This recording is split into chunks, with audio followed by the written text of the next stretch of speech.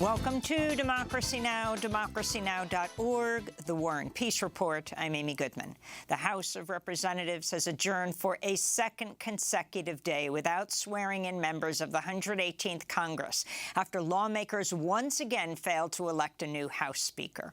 On Wednesday, the House held 3 more rounds of voting. In each one, Republican leader Kevin McCarthy failed to muster the 218 votes needed after 20 members of his party instead backed Byron Donalds of Florida. Until a speaker is elected, the House cannot perform any other actions or swear in any Congress member. Mississippi Congressmember Trent Kelly joined other Republicans calling on members of his party's far-right Freedom Caucus to drop their opposition to McCarthy. But we've asked and we've asked, what is it you want? What do you need? But you have 20 people demanding the unconditional surrender of, including this group of warriors. We will not unconditionally surrender. Tell us what you want. We might surrender if you tell us the terms, but just so you know, we're in the strong position. There's 201 of us and 20 of them. After headlines, we'll go to Capitol Hill for the latest, with Representative-elect Greg Casar of Texas, who's still waiting to be sworn in, as well as every other Congress member. In California, Governor Gavin Newsom has declared a state of emergency and ordered evacuations as a cyclone slammed into the San Francisco Bay Area Wednesday night with hurricane-force winds and torrential downpours. California's second major storm this week is expected to wreak havoc across the state, including flooding, landslides, and dangerous winds. A young child was killed in Sonoma County when a tree fell on the family home. Over 180,000 customers had lost power by early this morning. This is a resident of Santa Cruz County in Northern California. We get home last night, and first thing we did was pack our stuff off the floor and, all the important stuff, gather it, get some luggage ready just in case, and get some sandbags for the possible evacuation. California has been experiencing a series of extreme weather events known as atmospheric rivers, which have been described as rivers in the sky, unleashing unrelenting storms. Scientists say climate change will continue to increase the intensity of these storms. In the occupied West Bank, Israeli forces have shot and killed a Palestinian teenager during a raid on the city of Nablus.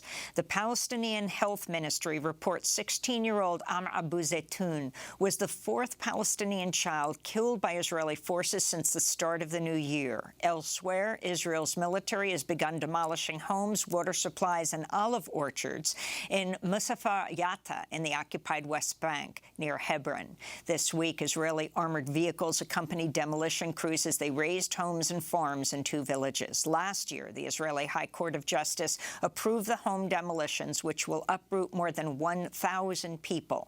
In Washington, D.C., Palestinian-American U.S. Congressmember Rashida Tlaib tweeted, "Not even 1 week into 2023, Israel's new far-right apartheid government is moving to ethnically cleanse entire communities, which would displace more than 1,000 Palestinian residents, including 500 children, all with American backing, bulldozers, and bullets," she tweeted.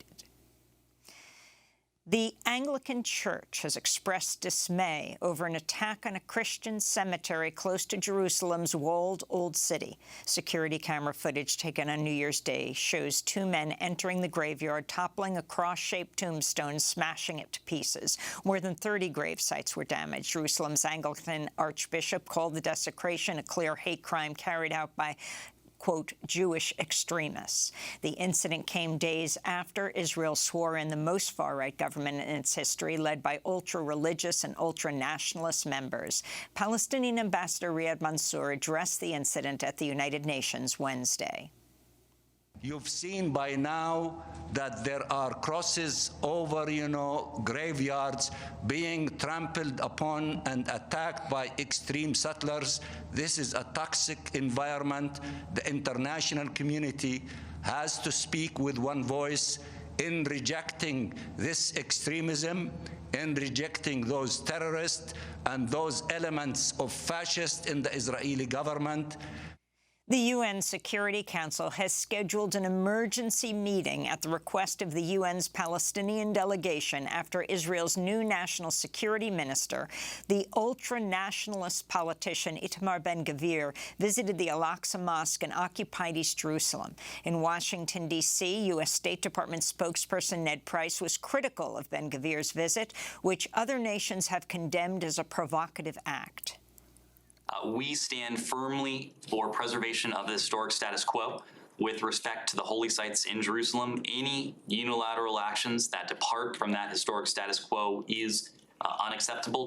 Back in the United States, newly released documents reveal the Pentagon's top general had to dissuade senior Trump administration officials from attempting to court-martial retired military officers who wrote editorials critical of Donald Trump.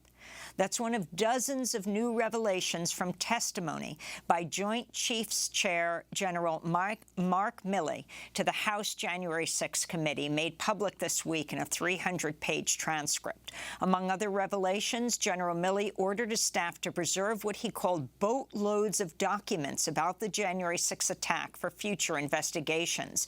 And General Milley told Congress there were indications Trump was contemplating issuing unlawful orders to the military.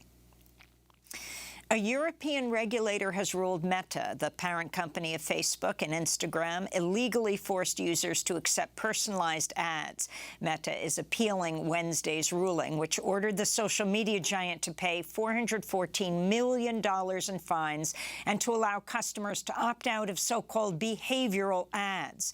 Meanwhile, Twitter said Wednesday it will once again allow political advertisements after former CEO Jack Dorsey banned all political ads on Twitter worldwide in 2019.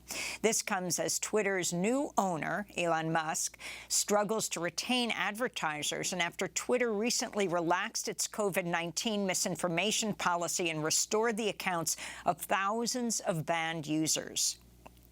Amazon CEO has announced plans to cut more than 18,000 jobs.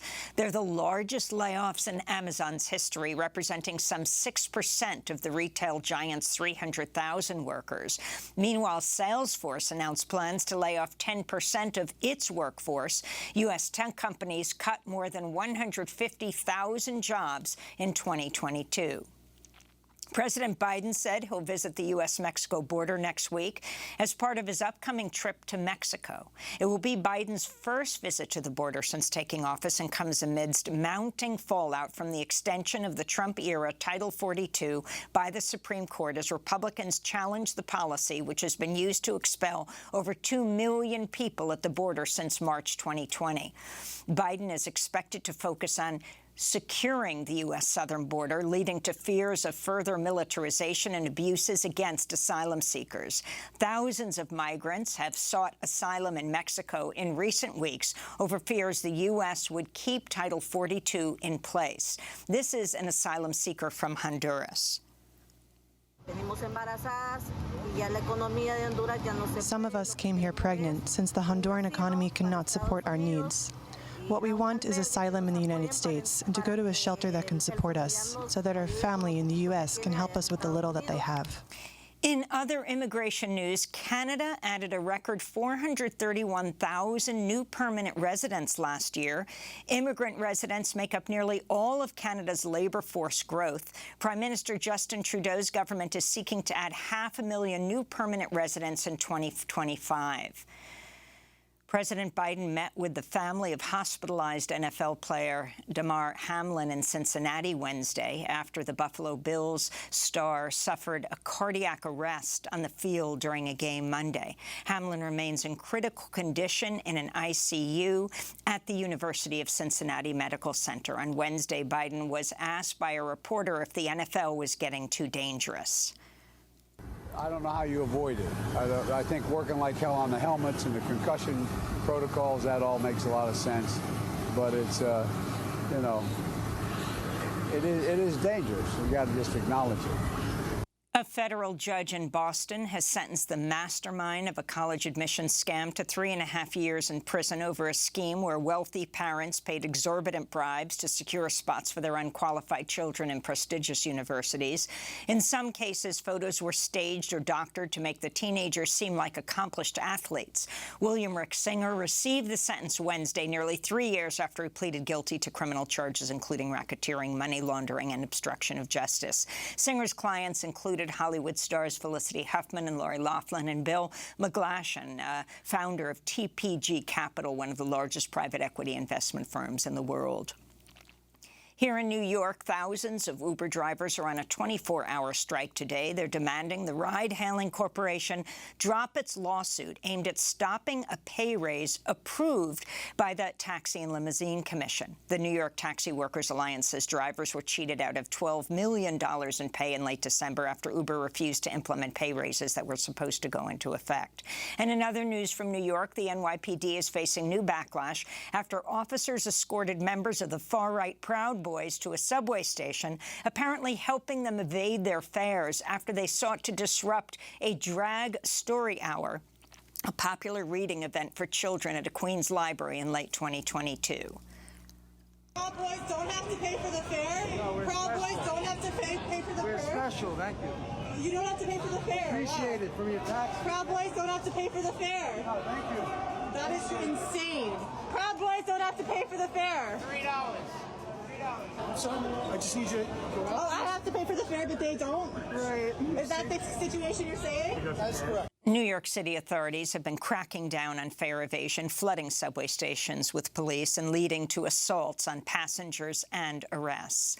In related news, a police officer has been suspended after a video emerged of him beating a teenage girl near a Staten Island middle school Tuesday. Police say the attack occurred after 2 officers attempted to break up a fight among a group of girls. On Wednesday, New York Mayor Eric Adams, himself a former police captain, said he was not pleased with what he saw in the video, but Mayor Adams claimed New Yorkers continue to trust the police. I don't care who you are. You could be the staunchest critic of a police officer, but you know 3 numbers in this city, 911. And you're happy when they pull up. You are happy to see them late at night. You're happy if your child is out somewhere knowing that they're on the street. These incidents are not going to erode the relationship that the people of the city have with the men and women of the New York City Police Department. And those are some of the headlines. This is Democracy Now!, democracynow.org, The War and Peace Report.